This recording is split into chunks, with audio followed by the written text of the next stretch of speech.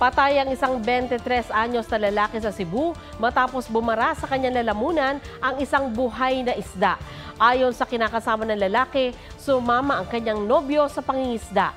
Habang hinihila ang lambat, kinagat umano niya ang ulo ng isa sa mga huling isda. Dahil pumipiglas, dumulas at bumara sa kanyang lalamunan ng isda hanggang sa nahirapan ang lalaki na huminga. Hindi matukoy kung gaano kalaki ang isda pero nagdulot ito ng pamamaga sa kanyang lalamunan. Payo ng Red Cross para maisalba ang isang nabubulunan. Agad na humingi ng tulong at isagawa sa biktima ang Heimlich maneuver. Gumawa ng kamao, yan. Tapos iposisyon ang kamao yan sa dalawang daliri sa taas ng pusod. Doon ilalagay yung closed na kamao. Yan. So nakayakap tayo ngayon sa biktima. Yan. Iko-close natin. And then we're going to do inward-upward thrust hanggang sa mailuwa ng biktima yung object. Papa, yung mga bote ni Dylan hindi mo pa nahuhugas. Tanggal angas ni Yuta Saito, TikTokeres Dennis Trillo nang ipinakita ng wife niyang si Jeneline Mercado na siya ang true boss. Yan ang entry nila sa isang TikTok trend. Ang behind the scenes ibinahagi nila kasunod ng pag-viral ng video ni Dennis. I cannot tell you how special tonight is, and I'm so thankful you're here. Salamat po!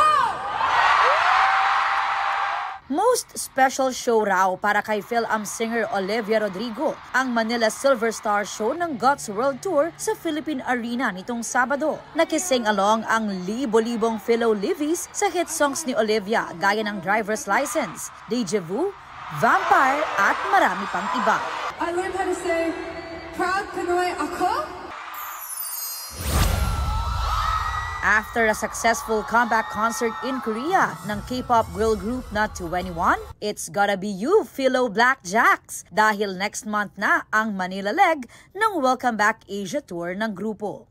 Aubrey Carampel nagbabalita para sa GMA Integrated News.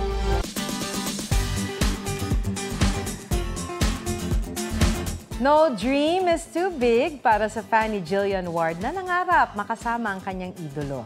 Ang pangarap na yan, hindi lang abot kamay, kundi natupad sa tulong ng mga netizens.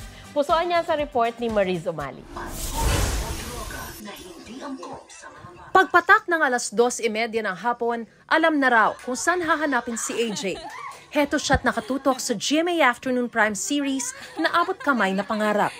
Ang kanyang inaabangan, sino pa ba? Kundi si Doc Annalyn, Jillian Ward. Annalyn! Sa paghanga ni AJ kay Jillian, ginawan pa niya ito ng fan art na ipinost naman ng kanyang mommy Marilu.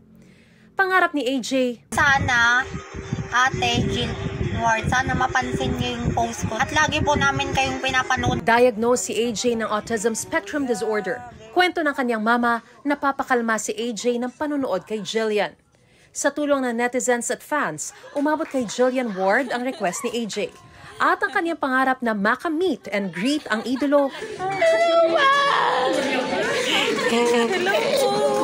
Naabot na.